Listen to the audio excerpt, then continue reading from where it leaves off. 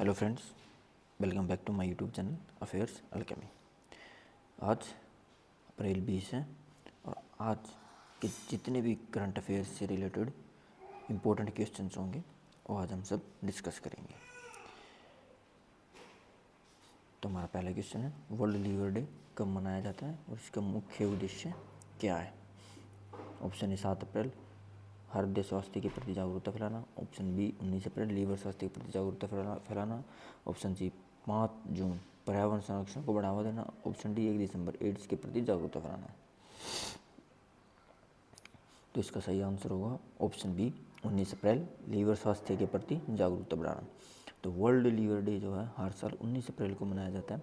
इसका उद्देश्य लोगों को लीवर की सेहत के महत्व के बारे में जागरूक करना, क्योंकि लीवर शरीर में डिटॉक्सिफिकेशन, पाचन और मेटाबॉलिज्म जैसी जरूरी काम करता है। स्वस्थ लीवर के लिए संतुलित आहार, नियमित व्यायाम, शराब से परहेज और हेपेटाइटिस जैसी बीमारियों से बचाव जरूरी है। तो वर्ल्ड लीवर डे कब मनाया जाता है? 19 अप्रैल को। नेक्स्ट क्वेश्चन, किस भाषा को संगीत की भाषा कहा जाता है? Option A Hindi, option B Sanskrit, option C Italian, option D French. तो जो इटालियन भाषा है तो इसका सही आंसर होगा ऑप्शन सी इटालियन, इतालवी, जिसे हिंदी में इटालियन जो उसको हिंदी में इतालवी क्या लिखा जाएगा। तो वो इसको संगीत की भाषा कहा जाता है, क्योंकि जो शास्त्रीय संगीत है के प्रयुक्त में अधिकांश जैसे शब्द हैं, जैसे टेम्पो, ओपेरा, पियानो, एलेग्रो आदि इसी भाषा के से लिए गए हैं। ये इटालियन भाषा का संगीत का इसलिए कहा जाता है क्योंकि यूरोप में जो क्लासिकल म्यूजिक था, जो शास्त्रीय संगीत था, उसका जो सबसे ज़्यादा जो काम हुआ वो इटली में हुआ था।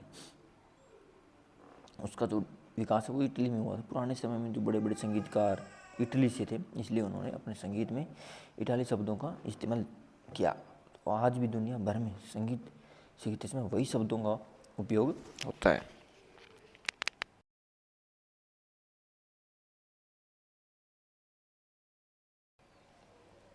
नेक्स्ट क्वेश्चन, एक्टिव वाणी 3.0 योजना का मुख्य उद्देश्य क्या है? ऑप्शन ए विदेश भाषाओं को बढ़ावा देना। ऑप्शन बी उच्च शिक्षा में भारतीय भाषाओं के उपयोग को मजबूत करना। ऑप्शन सी केवल तकनीकी शिक्षा को बढ़ावा देना। ऑप्शन डी स्कूल शिक्षा में सुधार करना। तो इसका सही आंसर होगा ऑप्शन बी उच्च शिक्षा में भारतीय भाषाओं के उपयोग को मजबूत करना। जो AICTE इसका फुल फॉर्म होगा all India council for technical education, और जो वाणी है उसका जो फुल फॉर्म होगा vibrant advocacy for advancement and nurturing of Indian languages. तो इसका मुख्य उद्देश्य क्या था? उच्च एवं तकनीकी शिक्षा को भारतीय भाषाओं में बढ़ावा देना, ताकि छात्र अपनी मातृभाषा में आसानी से पढ़ सकें और समझ सकें।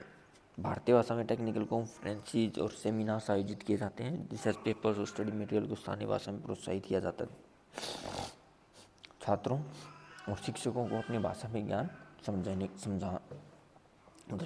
का, साझा करने का अवसर मिलेगा इससे। नेक्स्ट क्वेश्चन, हाल ही में दुर्लभ नाइट पैरट का साइटिंग्स किस देश में कंफर्म्ड हुआ है?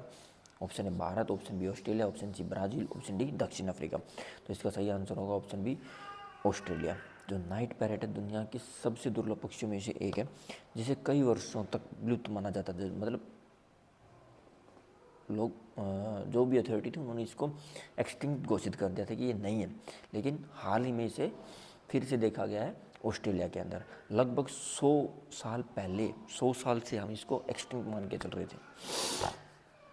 और ये जो पक्षी है ये रात में दिखाई देता है बहुत, और दिन में दिखाई नहीं देता, रात में दिखाई देता है, लेकिन रात में बहुत कम दिखाई देता है। मुख्य रूप से ऑस्ट्रेलिया के जो रिमोट एरियाज हैं, दूर दराज एरिया हैं, वहाँ इसको पाया जाता है।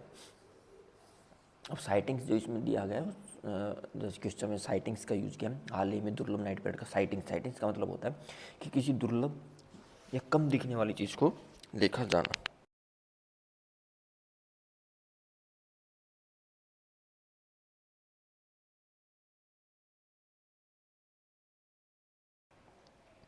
नेक्स्ट क्वेश्चन,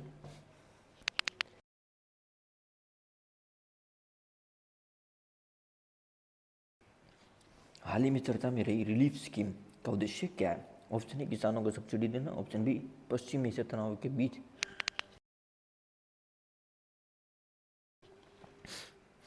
ऑप्शन बी पश्चिम एशिया तनाव के बीच निर्यातकों को सहायता देना, ऑप्शन सी छात्रों को स्कॉलरशिप देना,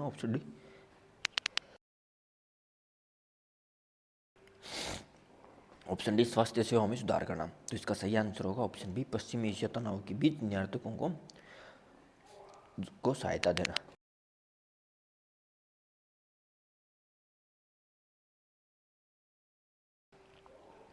तो भारत सरकार ने हाल ही में जो रिलीफ स्कीम है उसका विस्तार किया था कि वेस्ट एशिया जो पश्चिम जो देश है, पश्चिम एशिया के जो देश हैं उसमें बढ़ते तनाव के कारण प्रभावित हो रहे जो हमारे भारतीय एक्सपोर्टर्स हैं उनको सहायता मिल सके।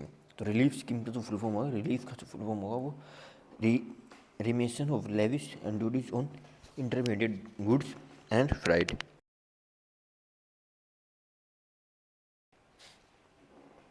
तो इसके जो मुख्य बिंदु आप अगर समझे मेजर मेन पॉइंट तो वो ये रहेंगे कि निर्यातकों को उससे फाइनेंशियल सपोर्ट और राहत दी जाती है, जो बढ़ती ड्यूटीज उनको उनका बोझ कम किया, ग्लोबल के समय भारत में एक्सपोर्ट जो सेक्टर उसको मजबूत बनाए रखना।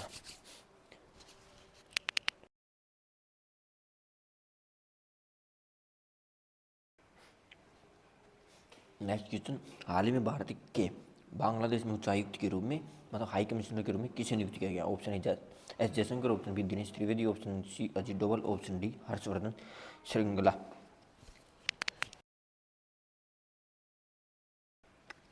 तो इसका सही आंसर होगा ऑप्शन बी दिनेश त्रिवेदी।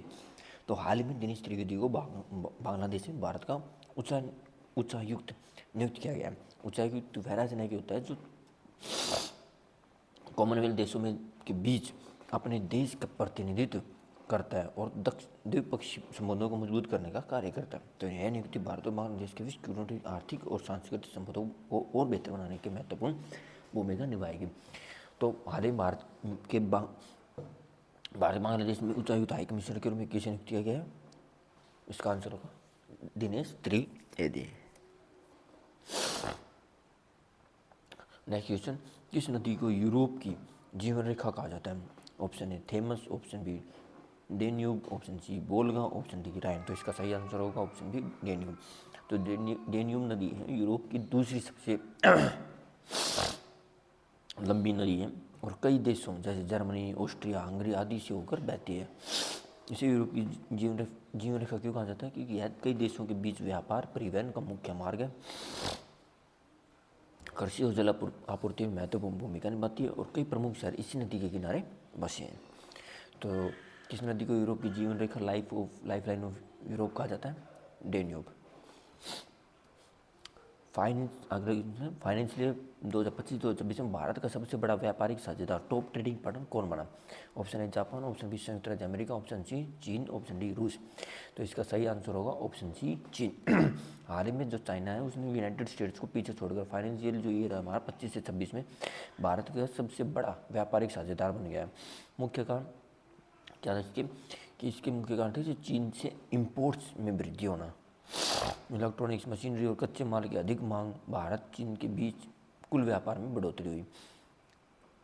इससे क्या है कि भारत की जो इकोनॉमी है उसमें ग्लोबल ट्रेड की भूमिका और मजबूत होती है, लेकिन ट्रेड डेफिसिट आयात ज़्यादा निर्यात कम की चिंता भी बढ़ती है, क्योंकि हमने ज़्यादा उनसे आयात किया है ना कि एक्सपोर्ट किया है। तो भारत का सबसे बड़ा व्यापारिक साझेदार अभी कौन है? वो है चाइना। ओके फ्रेंड्स, आपको ये वीडियो कैसी लगी ज़रूर कमेंट कीजिएगा। इस वीडियो को प्लीज़ लाइक कीजिए और आगे ऐसी ही करंट अफेयर्स की वीडियो के लिए मेरे चैनल को सब्सक्राइब कीजिए। Thank you. जय हिंद, जय भारत।